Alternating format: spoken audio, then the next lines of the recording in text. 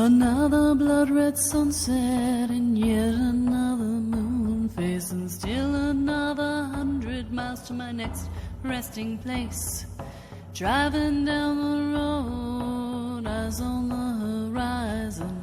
Within my car, I'm all alone, but feeling good and feeling strong, knowing that this path I'm on brings me to myself. I'm driving. Hey now all, I'm Joey C. Welcome back to another episode of Spirit Sherpa. This is the show that helps and encourages you on your journey to unlock your magic mojo. With me as always is the Spirit Doctor, Kelly Sparta. Hey Kelly. Hey Joey. Now, before I ask you how it's going, I'm going to put some earplugs in because I see who else is on the screen right now. And I don't want my brain to melt. Yes, Kathy's here. Hello. No melting brains. That's just messy. Brains. Please messy. And thank you. You're no fun. I don't got much to spare, Kelly. I'm really at the end of the Trust day. me, I understand.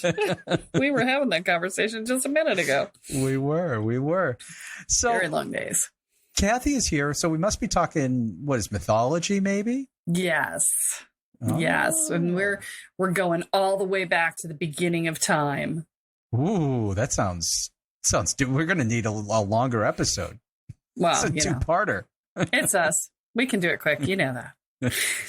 Wait, that's not something to be excited about.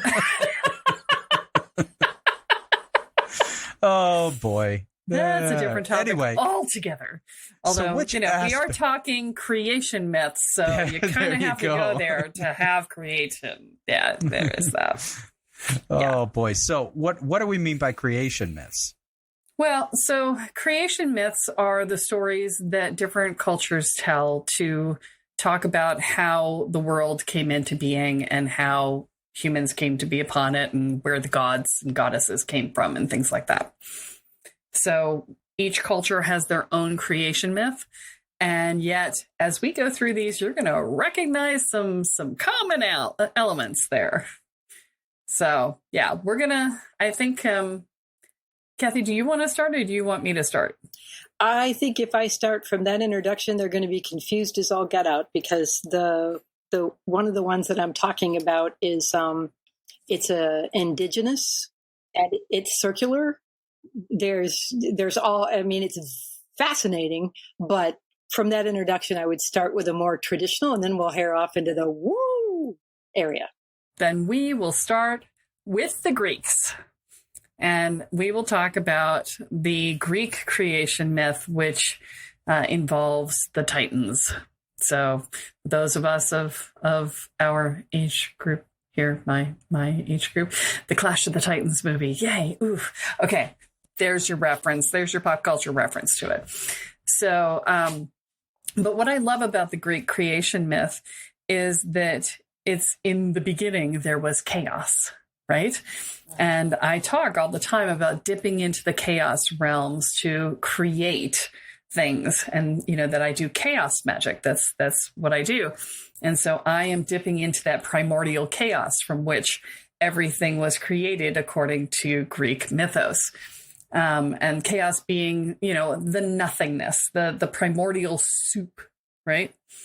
And out of that emerged Gaia. The earth. Okay. And, other divine beings. So there was Eros, which is love. And Kathy and I have this conversation and she had this conversation with her shaman too is the fundamental nature of the universe chaos or undifferentiated energy, right? Or is it love? And Kathy believes it's love and I believe it's chaos. And so does her other shaman that she worked with. And so, but, they emerged with the earth. Love emerged with the earth, according to the Greeks. So they believe the same thing right. I do. I'm right. The chaos was both right. The Greeks are siding with me. Damn it. Okay, here we go. Chickens and eggs. Whatever. So you got Gaia, you got love or Eros in this case. which is a god in this scenario, divine being, and the abyss, which is part of the underworld. And if you look in the tree of life in the Kabbalah, the abyss is that point that you have to cross, that void that you have to cross at the top of the tree of life to get to Keter. Yes. To get into the supernal temple. The supernal temple. Thank you. I knew you would be able to answer that because you know that stuff better than I do. And with the abyss, which is part of the underworld in this scenario, is the Erebus, which is the unknowable place where death dwells. Now, you've got all of these beings, and yet the gods, the Titans, actually were born from Gaia, but before she gave birth to them, she first gave birth to the sky, or Uranus, right? Which is interesting that we now have a planet. The Earth gave birth to the sky, and then the sky impregnated her, and she gave birth to the Titans. And there were 6 of each of the Titans, male and female. And the last one born was Cronus. And Cronus is the god of time, right? And after which they were like, okay, we've got time, we're good, right? Like, we don't need any more. We got 12 babies. That's sufficient, right? And so this is the main gods. These are the gods of the general archetypes, right? And then we get into what would become the Olympians. And the Olympians are the ones that most people think of: Zeus, Hera, Aphrodite, Athena, thank you.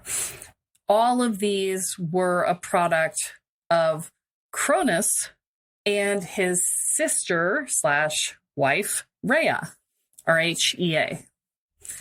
And they were born from that union, but he kept eating them. Because there was a story that that he would be overthrown by one of his children. And Rhea got pissed off about this. She's like, you got to stop eating my kids. It's pissing me off. And so she hid Zeus and fed Cronus a stone wrapped in a blanket. And Zeus, when he got older, fed his dad a drink that caused him to retch. And he threw up all of the other children and the stone.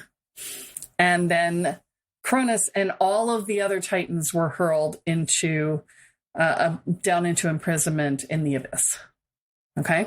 And so this is the story. And there's a lot of other things that happen with all of the Olympians, but I want to just mention a couple of things in here because they get a little bit more interesting.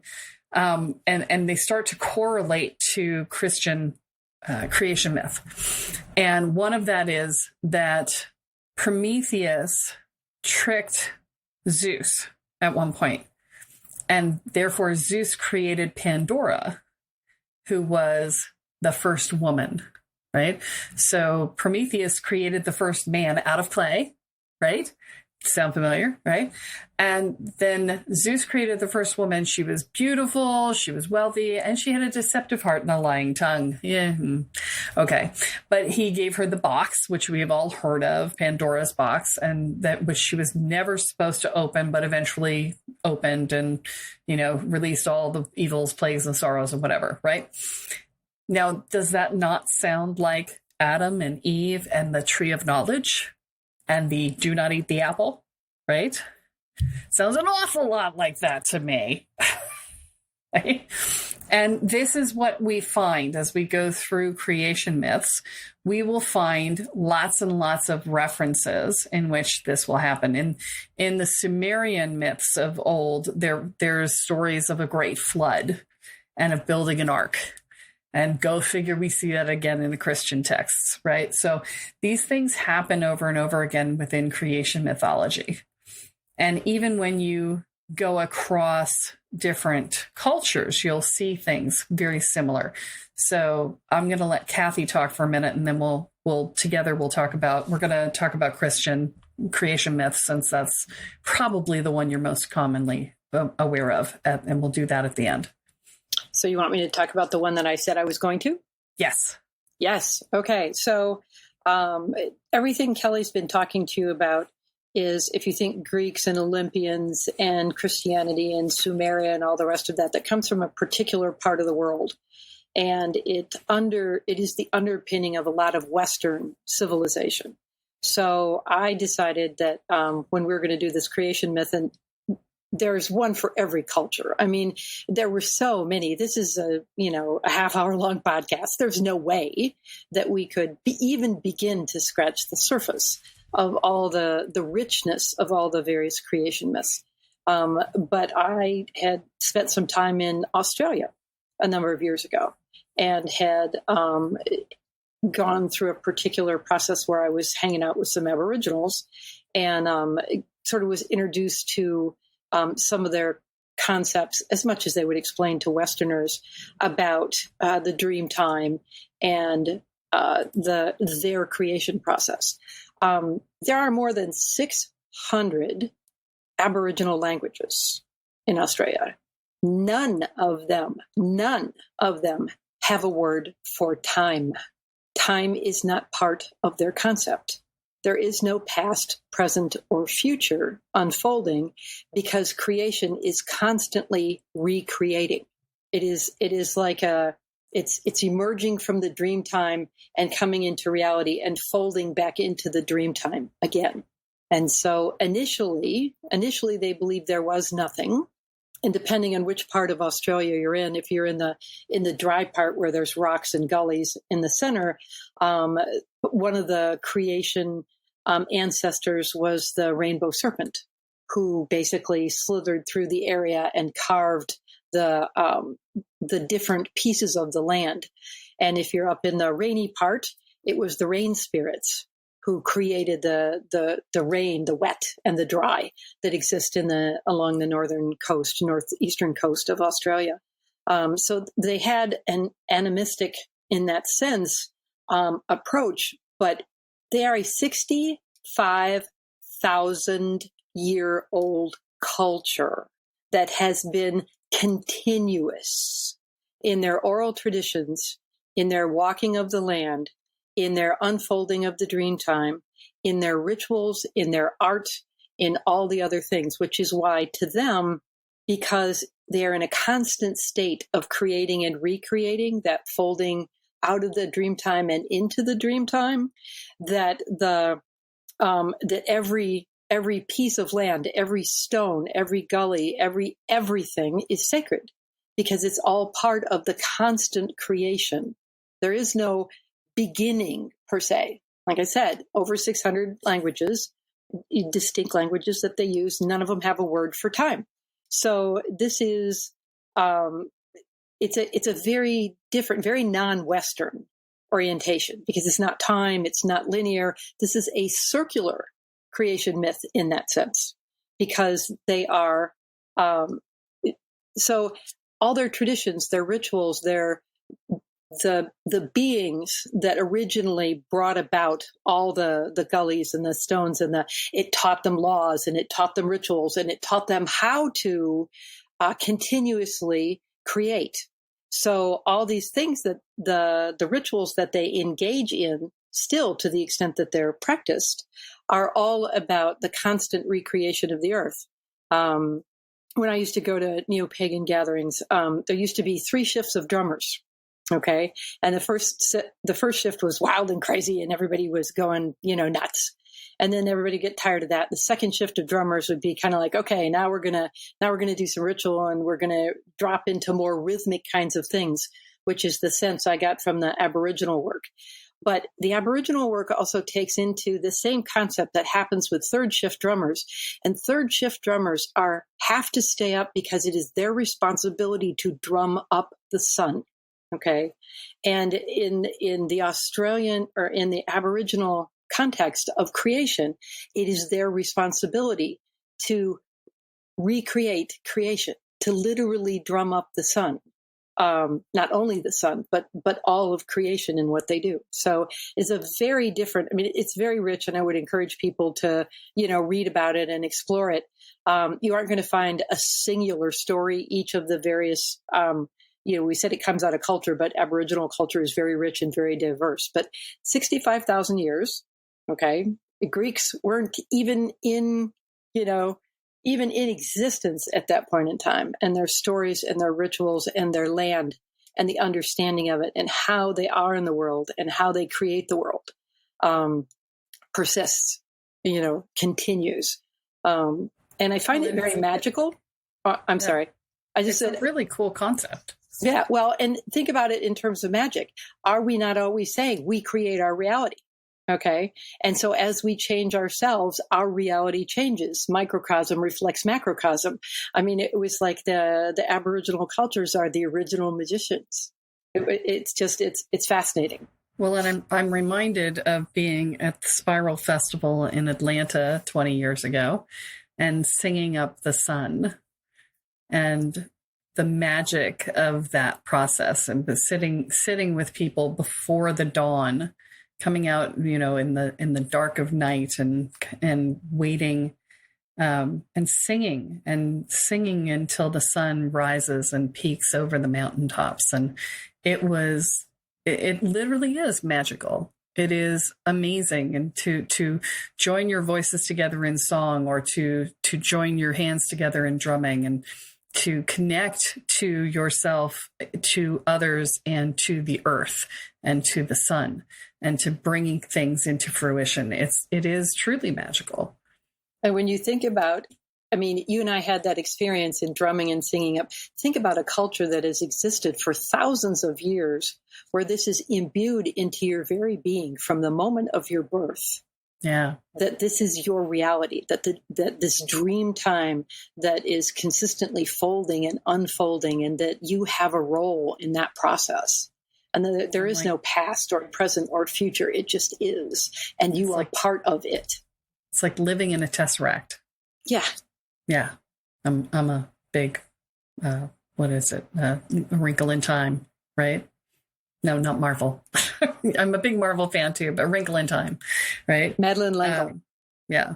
So, but this concept, and this is a very shamanic concept of the idea of the waking dream versus the sleeping dream, and being constantly in a state of creation of your own creation, right? And whether you're asleep or awake, you're creating your reality through the dream. It's as much of an energetic as it is a mental construct, right? So, yeah, that's pretty cool.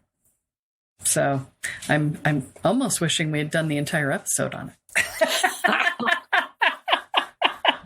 But we have to move on to Christianity.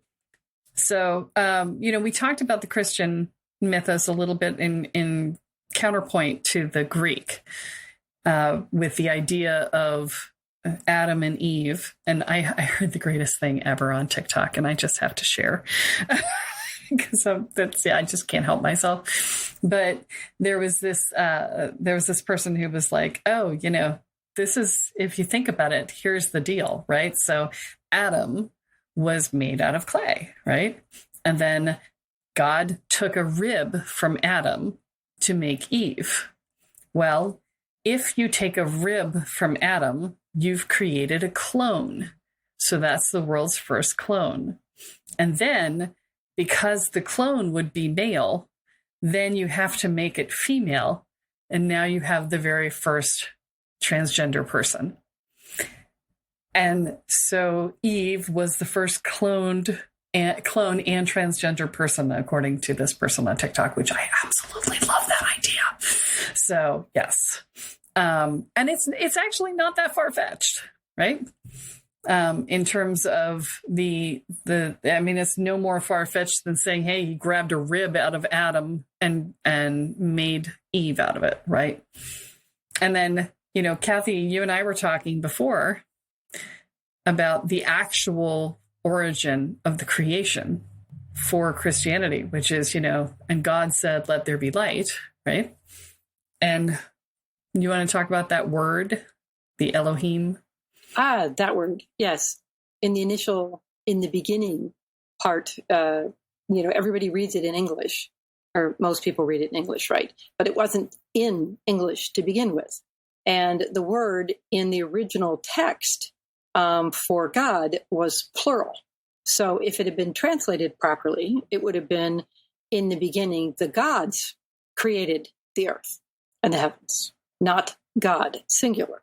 So there are many things that have shifted in translation. Not only is there an initial creation myth, right?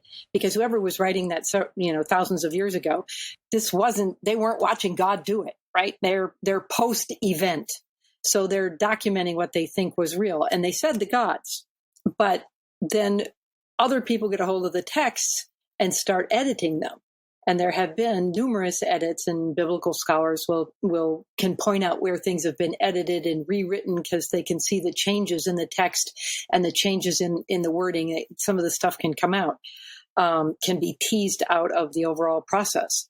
So, but it's interesting that not only was it plural, but speaking to magic again, in terms of a creation myth, it was, in the beginning was the Word, and the Word was with the gods, and the Word was God's. And words are energetic containers, right? I mean, you may be able to feel something, but when you can wrap a word around it, it's like a box, and you grab it and you put it in there and say, okay, now I have defined it. In a lot of magical traditions, names, if you know something's name, you have power over it. And so here is, exactly. So here we are with, the Word was with God and the Word was God. Still in the Jewish traditions, they don't use, in the more Orthodox traditions, they do not use God's Hebrew name because it's not, that's a power name and you're not allowed to use it. I read a story once where when all the names of God were known, the earth would come to an end, and everything would come to an end, not just the earth, the universe. And they built a supercomputer to generate all the names of God. And it was a sci-fi story, and they were coming to the end of the run, and everything started to disappear. So words are powerful in most creation myths. Even in the Christian one, it talks about gods, plural. There are some inconsistencies. For example, right? God created Eden and put in Adam and Eve, right? Well, but Adam and Eve left Eden. Where did they go? There must have been something created other than Eden, or some part that wasn't created by that particular set of gods or God. So there's a part of when we look at our creation stories, one of the things that they help us do is make sense of the world through a particular lens. But that lens is cultural. That lens is specific to translators, has been shaped by translators. That lens has been shaped by editing. So what I look at in terms of the creation myths is to say, we hunger to know where we came from. We want to understand how we got here, to give us a foundation to stand on about where we're going. And so my statement is, find a foundation that works for you, whatever makes sense in your context, so that you can then use it to move forward into the life you're meant to live. Create your own myth, create your own life, move into your own story of creation. And I would tack on to that, because all of these myths have if you read enough of these, they do intersect, and they intersect over and over again, and there are common themes played out, and there's all kinds of things that happen in that regard. And it makes you realize that there's some commonalities here, right? And we're all seeing different facets of the same gem. We're just seeing them from a different angle, or we're seeing something that's been rewritten from something else that was rewritten from something else, right? And so before you go and look at somebody and go, you're wrong, you realize that there's probably a lot of commonalities. And if somebody is saying, well, this is the only right way, well, they just don't know what the commonalities are, or they don't want to know. And that's okay. They're holding their own reality, and you can hold yours. You know, I've said this a long time. I love everyone. I just love some people from further away than others, right? They can have their reality and you can have yours in different places, right? The segmentation, the fracturing, especially of American culture right now, is horrifying. You know, I actually got on Facebook the other day, and a woman that I knew in high school, we were not friends in high school. We're not friends now, but we are friends on Facebook, right? She had posted something about anti-vaccination stuff, and I came back with science. And she said, I respectfully disagree. And I went, oh, a breath of fresh air. I so appreciate that. And therefore I say I respectfully disagree as well, right? Because it's so unusual to hear that now. It's so unusual for people to take that and to be reasonable with someone disagreeing with them. And when we're talking religion, when we're talking belief structures, when we're talking faith, we have to acknowledge that everyone has their own belief structures and that there's a reason for it. And that faith is not a one-size-fits-all thing. It never will be. It can't be, because we are all unique individuals. And so we have to have compassion for and respect for other traditions, other faiths, other belief structures, and preferably a curiosity about those things so that we can learn and expand our perspectives and be able to appreciate one another rather than, you know, fighting. We don't want to fight. There's no reason to. You know, your beliefs are going to be your beliefs and nobody's going to change them. Why bother fighting about it? I referred to I call them spiritual technologies. You know, they start with a creation myth and it's a spiritual technology. And that a spiritual technology is designed just like Microsoft or an Apple or whatever. It's technology is to be used. And spiritual technology is designed to be used to evolve you, as in my belief system, into a more whole, a more healthy, a more loving human being. And that part of our problem with spiritual technologies is that we have lost sight of, you know, this particular technology works for this person and this technology works for that person. But it isn't about the technology. It's about where it's taking you, how it's evolving you. And that evolution is challenging. It's difficult. It can be painful. It is all those things. And so it becomes easier to stop in the middle of the technology and worship the technology and say, it's not about where it's taking me. My technology is better than your technology. My technology is right. Your technology is wrong. Okay. And then we have technology wars, spiritual technology wars, the Crusades. You know, historically, when we start worshiping our technologies, instead of understanding that they were all designed, all of them, to allow us to live full lives, even when in the Aboriginal, they were given laws, they were given rules, they were given ways to survive. They had part of that whole process of creation was about how to live on the land and do well and thrive. And when we lose sight of that and we just become technology wars, we've lost, I think, a critical element of what makes us human. All right. Well, you guys said we were going to go all the way back, and I think we went back in a couple of different ways, a whole bunches of ways back. The only thing I would add is that do what brings you joy. You know, it's do what brings love, do what brings healing, do what brings peace. That's whatever it is you choose to believe.